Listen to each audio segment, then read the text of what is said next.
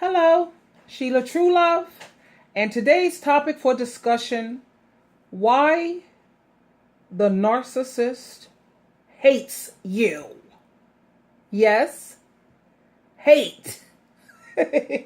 Forget resentment. Oh, please. They hate you. Narcissists, they're hilarious. They're haters, they're jealous, they're miserable monsters.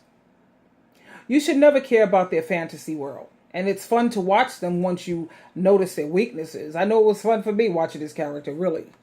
Entertainment. I just don't understand how someone can hate you so much but want to be around you all the time. I've learned a narcissist will instantly hate you if you make more money than them, if you're more successful, if you're better at sports, if you win at games, if you display more intelligence, have more friends, have more talent, if you're more likable. You can naturally be gifted. If you're naturally gifted at anything, better yet, and he knows about it, honey, please. Hate, instant hate, along with resentment. Once you start seeing through their bullery and you rip off their mask and you start to speak on it, it messes up their made-up little fantasy world. To be honest, all the hate the narcissists have towards you is really the hate that they have towards themselves and how they feel about themselves. The narcissist starts to hate you for the very things that they liked you in the beginning.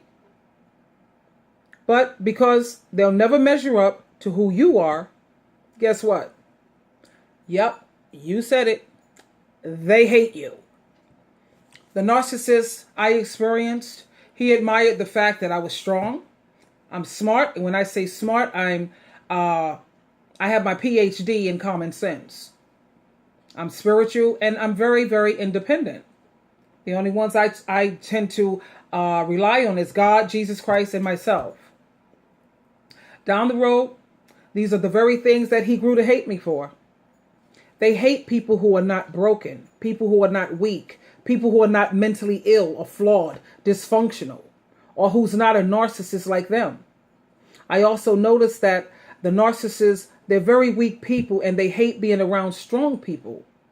I know the narcissist that I was involved with, he couldn't stand being around strong men because he was so weak. It makes them feel inadequate, incompetent, and like a failure. You have everything the narcissists wish they had, and because they don't and they never will and they know it, guess what? Envious and hateful. They soothe their own insecurities by not trying to build themselves up and develop a healthy self-esteem like normal people. That's what we would try to do, right? Just build ourselves up, set goals, achieve them. That's what normal people do. No, not the narcissists. They keep trying to destroy, degrade, and tear anyone who makes them feel bad about themselves. You're not trying to make this person feel bad about themselves. In fact, you're trying to help build them up. They don't see it that way. The narcissists hate you because they lack all the qualities you possess, and they envy and they're jealous about everything you succeed at. Mainly, it's because deep down, they really, really hate themselves. And it's just that simple. They're not happy unless they're trying to tear someone down, trying to degrade some female. They're not happy unless they're destroying people. It's really sad, actually. You ask them to go out in the ministry or go out there to try to help build people up. Oh, no, they don't want no part of that. But they'll doggone surely help you destroy your life. Try to help you degrade yourself. That's what narcissists do. Like I say, look, they're vampires as far as I'm concerned.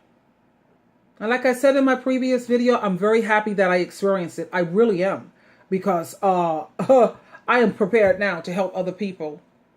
What I have experienced, it now allows me to be a blessing to someone else, especially females and men, who are going through suffering because they didn't get the closure that they wanted. Honey, let me tell you something.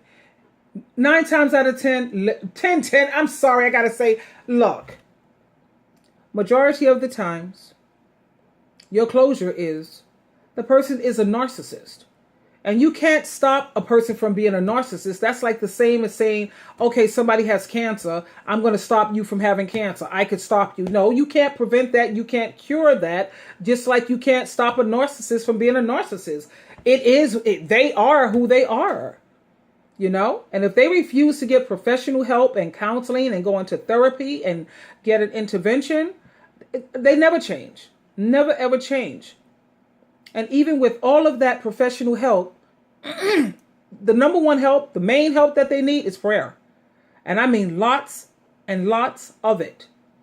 Because only God could really change somebody like that.